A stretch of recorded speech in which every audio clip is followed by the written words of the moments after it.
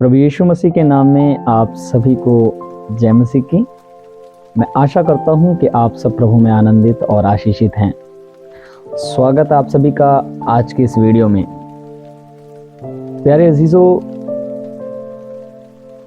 परमेश्वर के वचन जो प्रभु ने हमें दिए हैं, याद रहे जब हम पवित्र बाइबल को पढ़ते हैं तो परमेश्वर का वचन सचमुच हमारी बुद्धि को, हमारे जहन को खोलता है ताकि हम उनकी अद्भुत बातों को सीख और समझ सकें।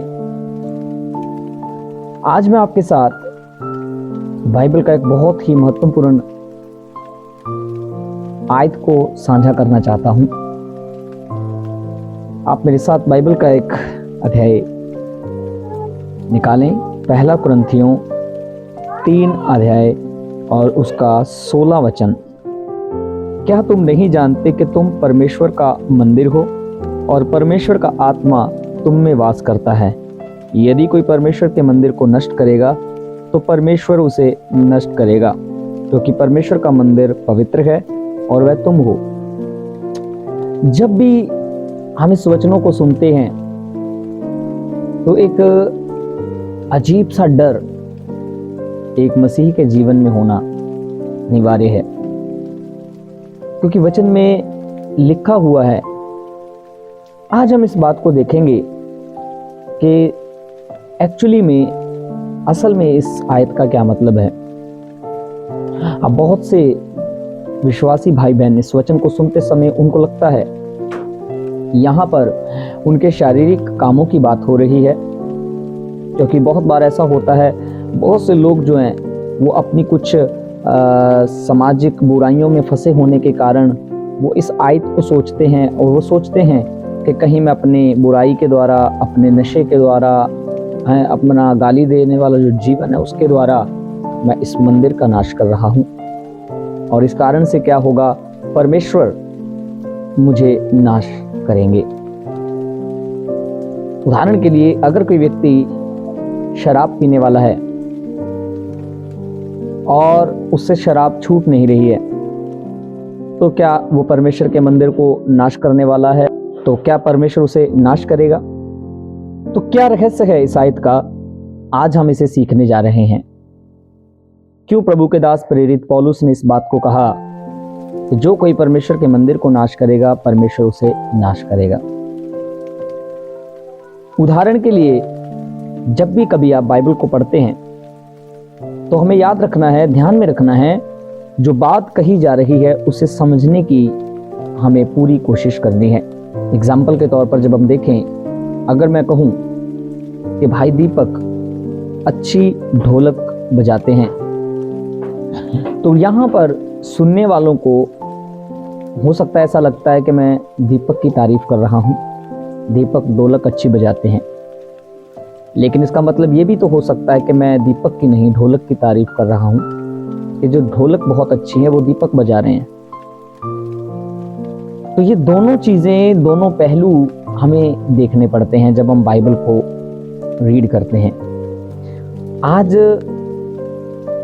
सिर्फ यही वचन नहीं, बाइबल के बहुत सारे वचन हैं जिन्हें कलीसिया ना समझने के कारण एक डर, एक भय और एक बेआनंद जिंदगी जी रही है। हम क्या करते हैं, बाइबल खोलते हैं, जिस प्रकार से लिखा हुआ है उसी प्रकार से पढ़कर आमीन बोलते हैं। लेकिन हमें चाहिए, हम बाइबल को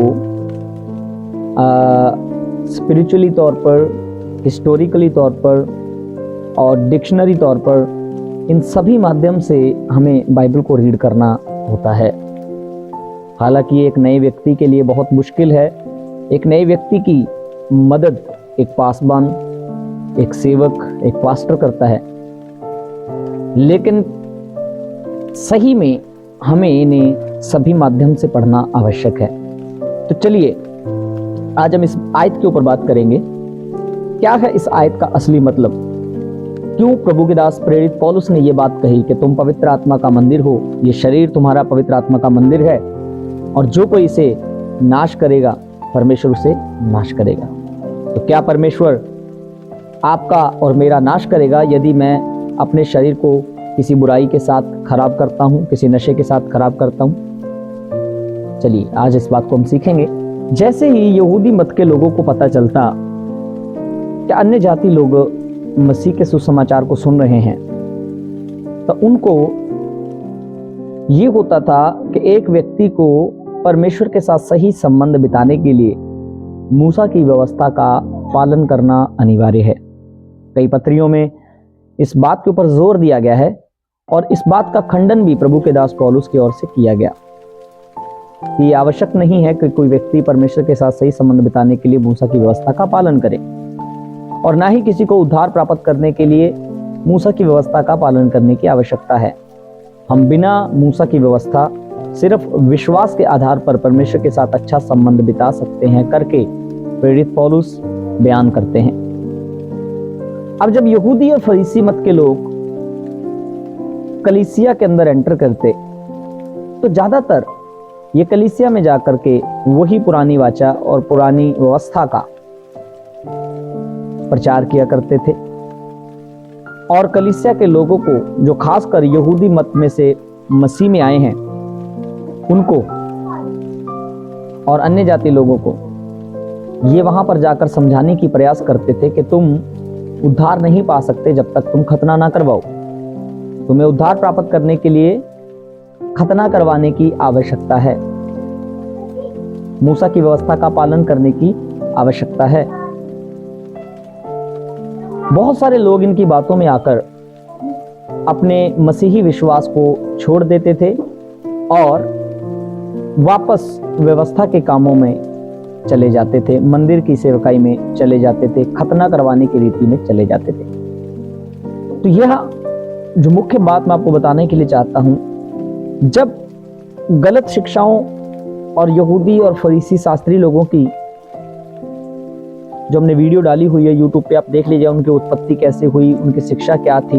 ये 3-4 ग्रुप थे, फरीसी, शास्त्री, अस्सीनी, ये कुछ कुपंथ थे जो लोगों को भरमाने वाले थे। ये आकर के खतना की शिक्षा और एक ऐसा जीवन जीने की शिक्षा भी दिया करते थे। एक ऐसा ग्रुप था जो कहता था कि हमें इस दुनिया से कोई फायदा नहीं है, एक सन्यासी जीवन जीना है, जंगलवादी जीवन जीना है। ऐसे भी लोग थे, पत्रियों में उनकी शिक्षा हमें मिलती है।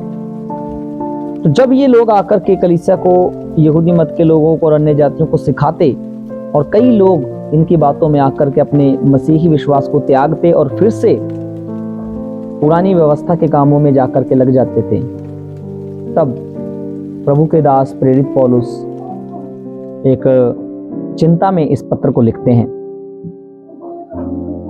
अब क्या होता था, पुरानी वाचा में जो मंदिर था, जैसे कि मेरे पीछे सलीब देख सकते हैं, सलीब से जो पहले का समय है, अब जो सलीब से ये वाला समय है, ये पुराना समय है, और ये जो समय सलीब के बाद है, ये नया है। अब सलीब के पहले एक मंदिर था, जिस मंदिर में चढ़ावे, दान, बलियां, प्रथा, ये सब कुछ किया जाता था यहूदियों के अनुसार। अगर कोई व्यक्ति मसीह परमेश्वर के साथ सही संबंध बिताना है, तो उनका मानना था एक व्यक्ति को पुरानी विधि के अनुसार खतना करवाने की आवश्यकता है। लेकिन सलीब के बाद विश्वास के अनुसार कलीसिया की उत्पत्ति हुई है, विश्वास के द्वारा कलीसिया का उद्धार हुआ है। यहां कुरंथ की कलीसिया में गड़बड़ ये थी, बहुत सारे लोग अपने मसीही विश्वास को त्याग कर यहूदियों के पीछे लग के पुरानी व्यवस्था में चले जाते थे और उसी मंदिर में चले जाते थे। याद रखिएगा, पौलुस लिखने का संदर्भ वहां पर मालूम क्या होता है। यहां पर देखिए, क्या तुम नहीं जानते कि तुम्हारी देह पवित्र आत्मा का मंदिर है? यहूदियों का जो मानना था, पुराने नियम में जो मंदिर था, परमेश्वर का आत्मा बादल के रूप में वहां रहता था। पुराने मंदिर में टैबरनेकल, मिलाप वाला तंबू, पवित्र आत्मा जो है मंदिर में रहता था। यहूदियों के कहने के मुताबिक जब ये कलीसिया में आकर के भरमाते थे तो ये कहते थे कि पवित्र आत्मा मंदिर में है, लेकिन यीशु मसीह ने आकर के वो पवित्र आत्मा, वो सहायक अब सब मनुष्यों के लिए दे दिया, कलीसिया के लिए दे दिया, और जितने लोग विश्वास करते हैं पवित्र आत्मा उन सभी का हिस्सा बन जाते हैं। पौलुस उन्हें बता रहे थे कि देखो, क्या तुम नहीं जानते कि तुम पवित्र आत्मा का मंदिर हो? यहूदी आकर के उनको बताते थे पवित्र आत्मा का मंदिर जो है वो पुराना ताबरनाकल मिलाप वाला तंबू है, वहीं पर पवित्र आत्मा हमसे बातचीत करते हैं बादल के तौर पर, जैसे पुराने नियम में था। ये आकर कलीसिया को भरमा करके वहां पर लेकर जाते थे, उस मंदिर में जहां पर अब कुछ नहीं है। यीशु मसीह जब क्रॉस पर चढ़े और क्रॉस पर चढ़ने के बाद वो पर्दा जो था वो दो भाग हो गया। अब वहां पर कुछ नहीं है सिवाय याजकों के, सिवाय उन वेदियों के, कुछ भी नहीं है वहां पर, कोई सामर्थ्य नहीं है, वो सब कुछ बदल चुका है। पवित्र आत्मा अब यहां पर आ चुके हैं कलीसिया के अंदर, याद रखें। लेकिन यहूदी आकर के उनको बताते थे कि पवित्र आत्मा मंदिर में है। तो उसी बात को बताते हुए पौलुस यहां पर लिख रहे हैं, क्या तुम नहीं जानते कि तुम परमेश्वर का मंदिर हो, पवित्र आत्मा का मंदिर हो? ना कि वो मंदिर अब परमेश्वर का मंदिर नहीं है, तुम हो परमेश्वर का मंदिर, आप हैं परमेश्वर का मंदिर। समझ रहे? क्या तुम नहीं जानते कि तुम परमेश्वर का मंदिर हो और परमेश्वर का आत्मा तुम में वास करता है? सवाल कलीसिया से कह रहा है, जो कलीसिया यहूदियों के पीछे लग के अपने मसीह विश्वास को छोड़कर जा रही है वापस मंदिर में, पुरानी व्यवस्था में। प्रभु के दास बोल रहे हैं, क्या तुम नहीं जानते कि तुम परमेश्वर का मंदिर और परमेश्वर का आत्मा तुम में वास करता है? तुम ये समझ करके परमेश्वर का आत्मा उसी मंदिर में है, क्यों वापस जा रहे हो उनके पीछे लग के, फरीसियों के पीछे, यहूदियों के पीछे लग के? तुम नहीं जानते कि परमेश्वर का आत्मा वहां नहीं, परमेश्वर का आत्मा तुम्हारे अंदर है, तुम में वास करता है, तुम हो परमेश्वर के मंदिर। फिर आगे, यदि कोई परमेश्वर के मंदिर को नष्ट करेगा तो परमेश्वर उसे नष्ट करेगा। अब लेगा तो अब परमेश्वर का मंदिर एक्चुअली में कौन है? कलीसिया, जो यहां सलीब से बाद है। लेकिन कलीसिया को, परमेश्वर के मंदिर को कौन नाश कर रहा है? कौन नष्ट कर रहा है? कलीसिया नाश नहीं कर रही है, यहूदी और फरीसी आकर परमेश्वर के मंदिर को नाश कर रहे हैं। वो क्या कर रहे हैं? वो वापस उन्हें उस मंदिर में लेकर जा रहे हैं जहां पर पवित्र आत्मा अब नहीं है, जहां पर परमेश्वर का सामर्थ्य अब नहीं है। परमेश्वर का आत्मा अब मनुष्यों के बीच में है, लोगों के ऊपर उतर चुका है। उस मंदिर को, उस कलीसिया को, उस पवित्र आत्मा के भवन को, मंदिर को यहूदी फरीसी शास्त्री अपनी शिक्षाओं के द्वारा नष्ट कर रहे हैं। और प्रभु का दास बोल रहे हैं कि जो परमेश्वर के मंदिर को नाश करेगा, परमेश्वर उसका नाश करेगा। और ये एक भविष्यवाणी है, कलीसिया के लिए नहीं, यहूदी और फरीसी लोगों के लिए, क्योंकि अभी 70 एडी जो थी वो आने वाली थी, 70 एडी आने वाली थी। और 70 एडी में यहूदी और इजरायली जो लोग थे कट्टर, उनका नाश हुआ।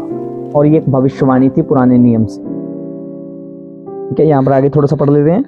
यदि कोई परमेश्वर के मंदिर को नष्ट करेगा तो परमेश्वर उसे नष्ट करेगा, क्योंकि परमेश्वर का मंदिर पवित्र है और वो तुम हो। देखा आपने? परमेश्वर का मंदिर पवित्र है और वो तुम हो। आप उस मंदिर में जा रहे हैं जहां पर पवित्र आत्मा नहीं है। पुराना मंदिर, ताबरनाकल, आप हो पवित्र आत्मा का मंदिर।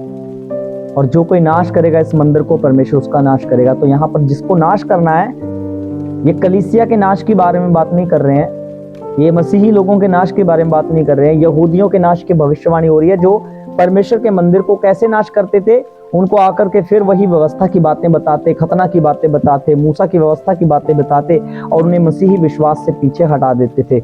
और जो कोई व्यक्ति मसीह से पीछे हट जाता है वो तो जीते जी मर गया, क्योंकि मसीह को पाना जीवन और मसीह को इनकार करना मृत्यु है। तो ये इस आयत का असली मतलब है। अगर आपको लगता है कि इस आयत में और कुछ बात है तो आप उसे शेयर कर सकते हैं। प्रभु आप सभी को आशीष दे, अनुग्रह दे। जय मसीह।